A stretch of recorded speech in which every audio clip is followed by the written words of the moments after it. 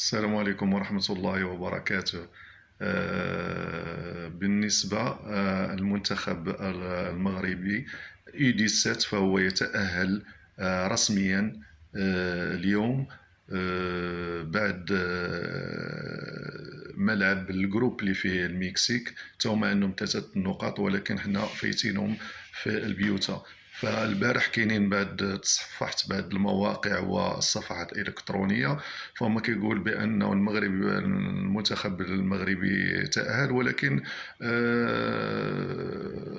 هذه معلومة غير صحيحة، لأن كان هناك حظوظ ديال 90 حتى ل 95%، ولكن ما كناش عارفين، بحيث كانوا غير 3 الفرقين اللي من مورانا، خاص يكونوا 4 الفرقين من مورانا باش حنا نتأهلوا.